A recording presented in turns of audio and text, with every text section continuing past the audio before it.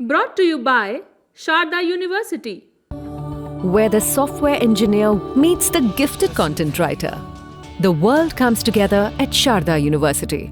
हरियाणा की यूट्यूबर ज्योति मल्होत्रा पर देश विरोधी गतिविधियों में शामिल होने के आरोप लगे हैं। उन्हें पुलिस ने हिरासत में ले लिया है और वो 5 दिन के रिमांड पर हैं।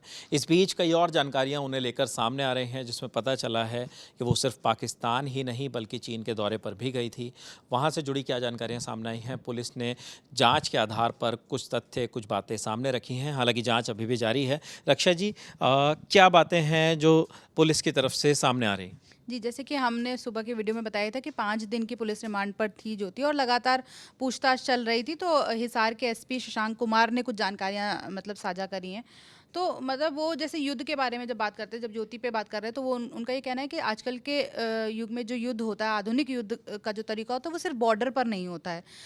एक तरीका ये भी है जो सोशल मीडिया इन्फ्लुएंसर्स को लेके हो रहा है। तो वही बताते हैं कि पाकिस्तान भी इसी तरीके की तैयारी कर रहा था। तो जो भारत के सोशल मीडिया इन्फ्लुएंसर्स हैं, जिनमें से ज्योति मल्होत्रा भी एक थी, तो इस तरीके के लोगों को वो टारगेट कर रहा था। उनकी हायरिंग चल रही थी बेसिकली वहाँ पर, और हायरिंग करके वो उनके थ्रू अपना काम करवाते थे, अपना नैरेटिव सेट करने की कोशिश कर रहे थे। जैसे कि ज्योति मल्होत्रा के भी हमने लगातार यूट्यूब पे वीडियोज़ देखे कि वो पाकिस्तान की एक पॉजिटिव इमेज दिखाने की कोशिश कर रही थी। तो ज्योति को लेकर वो बताते हैं कि ज्योति पीआईओज़ के संपर्क में आई, फिर उसके बाद कई बार पाकिस्तान गई और पहलगाम हमले के दौरान भी डायरेक्ट वो कांटेक्ट में थी पीआईओज़ के, वहाँ के लोगों के। उसके बाद वो चाइना भी गई हैं। इस बात का भी खुलासा पुलिस ने किया है, और उसके यूट्यूब पे वीडियोस भी ज्योति के नज़र आते हैं कि चाइना के जाने के और वहाँ से। और ऑपरेशन सिंदूर जब हुआ, जो पहलगाम हमले के बाद जो भारत ने किया है, उस दौरान भी ज्योति लगातार संपर्क में थी। लेकिन पुलिस का ये भी कहना है कि वो किस तरीके की इन्फॉर्मेशन अभी पास कर रही थी वहाँ पर, किस तरीके की इन्फॉर्मेशन शेयर कर रही थी, ये नहीं पता चल पाया, क्योंकि वहाँ के लोगों के तो संपर्क में थी ज्योति, लेकिन यहाँ पर उसके पास कोई डायरेक्ट एक्सेस नहीं था। मिलिट्री का ले लीजिए या डिफेंस का ले लीजिए, इस तरीके का कोई डायरेक्ट एक्सेस नहीं था। तो उसके पास कोई ऐसी बहुत प्रोमिनेंट इन्फॉर्मेशन थी ही नहीं जो वहाँ शेयर कर पाए। लेकिन इसके अलावा ये भी चीज़ पुलिस ने बोली कि कई बार हम बहुत बेसिक चीज़ें बता रहे होते हैं कि सपोज़ ब्लैकआउट की ही बात बता रहे होते हैं, या कुछ भी बहुत बेसिक चीज़ें हम शेयर कर रहे होते हैं, लेकिन हमारे लिए वो बहुत छोटी इन्फॉर्मेशन होती है, लेकिन जिसको हम शेयर कर रहे हैं उसके लिए वो बहुत बड़ी एक मैसिव इन्फॉर्मेशन हो सकती है। उस वक्त आप देखेंगे कि जिस वक्त ये माहौल था, जब ऑपरेशन सिंदूर की बात हो या इंडिया और पाकिस्तान के बीच जो संघर्ष चल रहा था, उस वक्त कई चैनल्स के ज़रिए भारत में लोगों से ये कहा गया कि अगर आप कहीं पर भी कोई आर्मी का कॉन्वॉय देखें या कोई भी ऐसी गतिविधि देखें जो सेना से जुड़ी हुई हो, हमारी आर्म फोर्सेस से जुड़ी हुई हो, तो उससे कृपया करके सोशल मीडिया पर साझा ना करें, उसे किसी के साथ भी शेयर ना करें। इस तरीके की गाइडलाइंस कई बार सामने आ रही थी। तो इस तरीके की चीज़ें जो आम लोगों की नज़र में भी आती हैं, तो कहीं ना कहीं वो भी एक तरीके से खुफिया जानकारी और उन चीज़ों को ब्रीच करने के दायरे में आती हैं। जैसे उस वक्त कोई भी इन्फॉर्मेशन शेयर करने के लिए मना ही कर दिया गया था, जैसे हम बोल रहे हैं। तो पुलिस का ये भी कहना है कि कई बार ऐसा होता है कि जो सोशल मीडिया इन्फ्लुएंसर्स जो पाकिस्तानियों के टच में थे,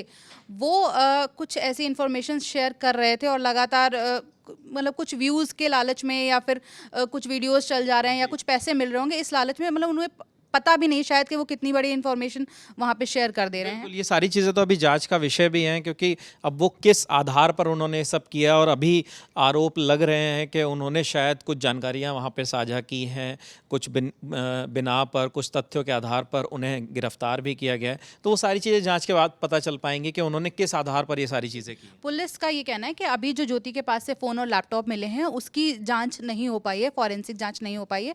वो जाँच अभी चल रही है, और बाकी और चीज़ें जो मिल सकती हैं उसकी भी खोजबीन चालू है। तो जब उसकी जांच हो जाएगी, उसके बाद और खुलासे हो सकते हैं।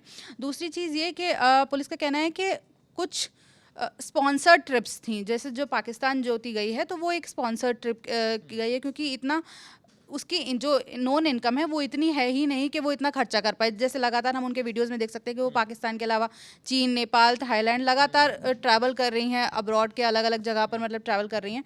और जो वीडियोस में दिखाई दिया कि फ़्लाइट में भी फ़र्स्ट क्लास में ट्रैवल करती हैं, जहाँ जाती हैं वहाँ महंगा सामान खरीदती हैं, महंगी चीज़ें लेती हैं, महंगे होटल्स में रुकती हैं, जो उनकी फ़ोटोज़ से साफ नज़र आ रहा है। तो पुलिस का ये कहना है कि उनके पास इतना सोर्स ऑफ इनकम है ही नहीं जितना वो कहीं ना कहीं से उनको स्पॉन्सर किया जा रहा था। और ये भी बताया है कि कई यंग ब्लॉगर्स ऐसे होते हैं जो इस ट्रैप में फंस रहे हैं लगातार, मतलब ऐसे लोग सामने आ रहे हैं। इसमें और भी नाम हैं जिन पे जांच अभी फिलहाल चल रही है, क्योंकि 6 लोगों की गिरफ्तारी पुलिस ने की है।